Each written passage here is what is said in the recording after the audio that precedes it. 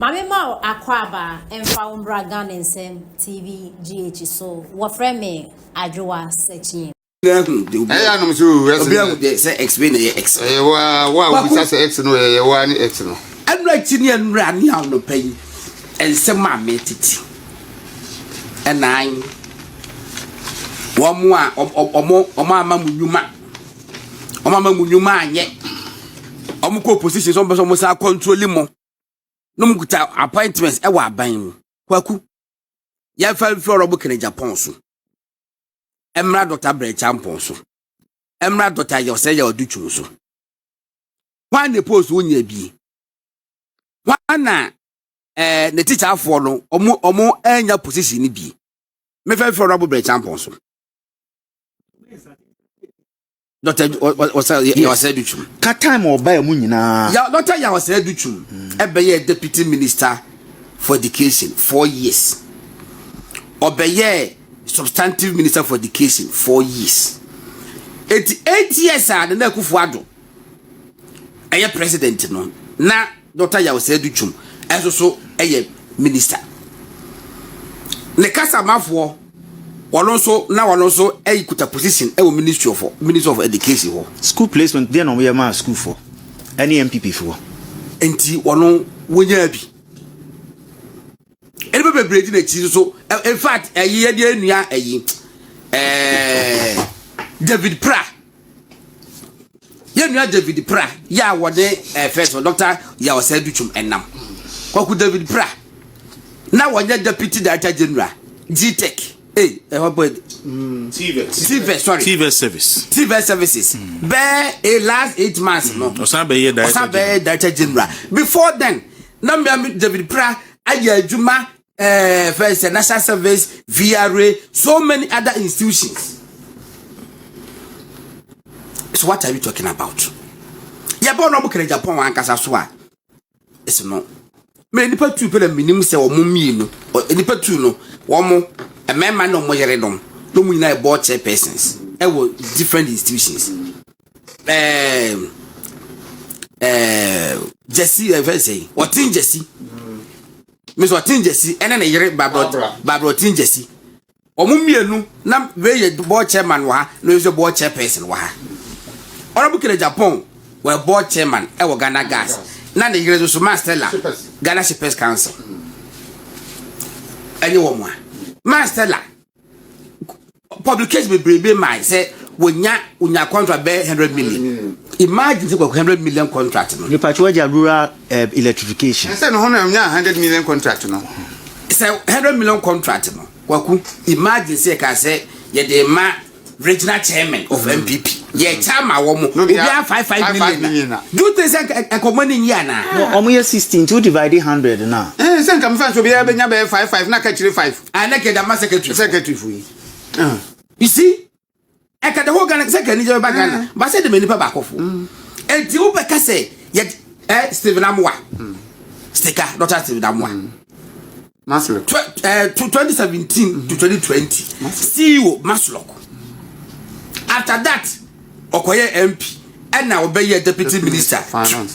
Trade. Deputy minister trade. O follow Okoye deputy minister finance. Abena o say asare. The longest serving finance minister. 8 years. Minister. 8 years. No, or you were deputy minister. Eventually, by minister of state, finance ministry. One or more Japan now. On open the 8 years or. Mebwa. A branch back also can who say. There be a more if I'm happy and I said, no, deputy finance. Ona Martin. Debbie. Honestly, appointing deputy finance minister. Deputy finance minister. Later. Yes. Eduwa Hekoye. I'm going to contest it. Jabo Swasi your baby. Deputy finance minister. I don't say any appointments and then crop for one because no akekwa didi abana tema kan no ho semwo e wo radio so anti the man na crop ah ba mo da menya bi o kasa nya aban kasa TSA and ye de ayi akwa deputy finance minister de amano but the menya ni say na party be gidi say ne holo e ho more than to one mo ni munye du kakasa bi obetimi agi seat na mo man ama MPP say I agree but and then you turn around as if say obi enya appointment I want to kufu ado abenwa we nipa boni ni. Is that the true picture? Say we nipa boni say the jama bobu na musi nipa boni fu. Make Yanu you kwasi kwati no ide. Also deputy finance minister. Kwasi kwati. Oh yeah, PRO. No PRO. Ghana Education Ministry of Education. Ministry of Education. Kwasi kwaku kwati. 4 years no deputy minister finance. 4 years.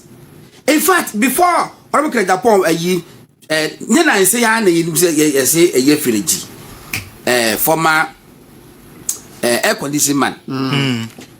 Owusu Kwamusu Obra Kwamusu no just see you under the maritime authority and no one wo any papa promoting Honorable Japan former Exim Bank Lawrence Ajinsem omumi so mu nyina nipa he obi afa na list mra na ya guess aja me say kwaku ya before election na me program friend ABC commission symposium on 2 occasions me sure let command Lawrence Ajinsem e wo Ghana Exim say me support kakra da ya adwuma one feel me what are you saying emebu na yanya grind dey no hwe mama pusi ni ba make cancer emebu na anto aba me say e you be to say kwasi kwati godon kwasi kwati per position e wo Ministry of Education imu bi na involved because you see your radio platforms at the mano and the communication na kwasi kwati ni mi se godon e me na look ade akwasi kwati de ye me no and me nipa bi osan so ye omosa and me including MMDC me ameti here godon ba bi ameti here ene adwuma na me yema MPP na me sister e wo suhum na o say o person ne ba yemfa no to suhum presec as day student na ne ba no emetra ne nchen no nko school na me frɛ kwasi kwaten na wo say wonye wanye na godon do you expect my sister no ne ba no say that's a breba oh that to bo say do you expect my sister no ne ba no say oka obeje ombeka goto aba na enye legon presec o enye achimota enye fantepem suhum presec enye boarding kra day student suhum presec ama sama MC or placement amane ba ana ofrem na msu onabo kwasi kwatin de onfa nipa anya hwi onti bia wo de wakwa MC obetimi ahwe onti friend no osema me friend no me ho abe 20 minutes eno na wo friend back osi me friend no ka champion se wontimi nye common school placement oh keke school placement keke you had the opportunity at the ministry montimi anye school placement keke anfa nipa woni me nipa dodo a wo for dodo oni o ma dodo a school placement ti omobufu yo man koto aba. Then you turn around to come and blame Dr. Mahmoud Bagomi. Alfred Obing. For 3 years now na CEO fair say and you know first scandal to the extent to say me see your coin say fair say Zoop oil ya fa ka free akotema me de mele kwhwe ye me say na de no it was too scandalous na egu abane ni masi me frɛ chairman general Kwame Sifakan peace me report to my piece that day because now I did not ahomit na say me ya no obeda obi pass anya no say the bed that time no one no more contract ya musa that time A+ on man contract that time na Honorable Japan ba on man contract anya record nani ho Rocky Obeng no hefa no ni why yi and yi na die happy for what why yi and why national authority no Rocky Obeng no ni ho and o mko ye BBC and yi omadi e chere na chow panel de ban na akufo ado e mo browra was a man so what le call Western region and Western North as Western North minister meboa go down any devil Zongo Development Authority papa professor one no just you and then Catherine Feku secretary no Rob Japan now one former minister for tourism what are you saying Paul Bache Dankwa no aye dey what you supposed to buy no now who dem dey o mo keke nyina no ya ma Rob Brian wey we dey ba okay ye nwie we ya na eye mesere say ade a wodi hu mfo no na wakwagina delegate animu pia to yonko so Sir, also be a ma obi adwuma. Dr. Baumia or your vice president too. Radio 95.9. When you to your appointment too. But Obwa will be you and your Juma Yansua or my cannabon. There be Dr. Baumia initiative. A creative job and a nipa 100,000. And a member If we are saying no book in Japan, Kotina TV, and a member can say, no. Dr. Baumia as vice president. When you are appointing authority, but the initiative a creating Yuma. Say 7 million. What the Ukotia will be our school 7 million. Medeva man 5,000. I'm saying, Massa. Mama ni pankasao. But maybe say, so far no EMP for no, or my year you may be in the attempt to build a mine, and as much can be the mamma, you may have to refund that. Oh yes, initially in the agreement, no. And no crowd, they were supposed to put $500,000 US every month into the project, for which it went into a holding account at EcoBank. And EcoBank now, no, so no. Open signatories to that account. Into scanning your open in your mode. A woman nakakraba near the Ayejuma, a woman nakakraba near the Ayejuma. But to them, no, once I say scan call EcoBank Nimono.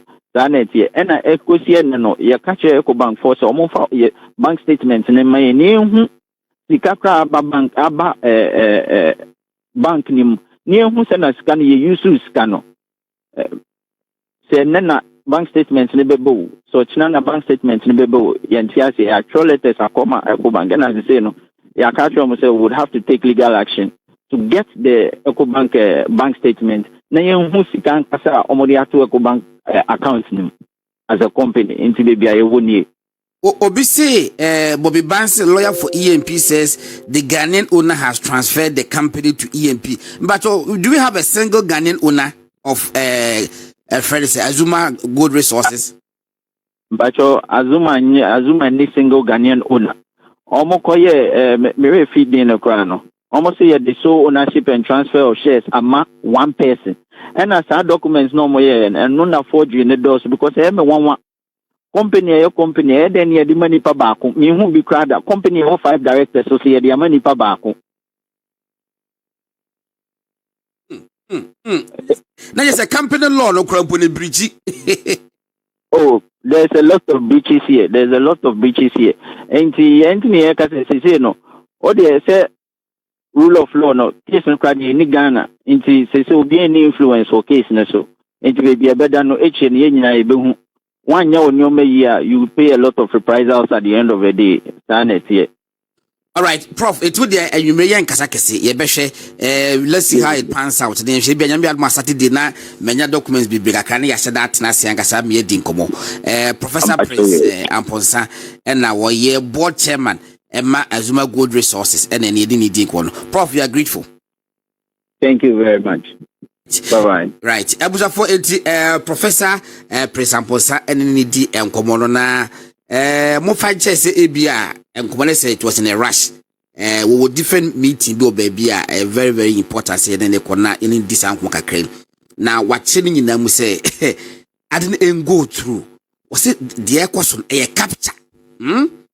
The question a capture a ya quite said ye as a soldier for bio say and cover conphobia at Tess or my Ghana so yes I didn't but in this case omunfa true enquoy but there's a capture somewhere na me hwɛ the air course was Zuma hoy any the wo hwɛ the DSTV for so communication ministry so and come on mu die basa and ye bedum afidie no ye betwa mo license mu ne ade na chale mo me nye careful ye no ntina ka se MPP for property owning democrats and enkofo ntiase was say we nya the enabling environment to work. That's all that you need. Aban kwant me fe ni page mu Nana Kwame because every you see, you can't send me break. The current NPP in Penifono, Nana Bini or Mombo County. You see, Kwame, the truth of the matter is they should all resign.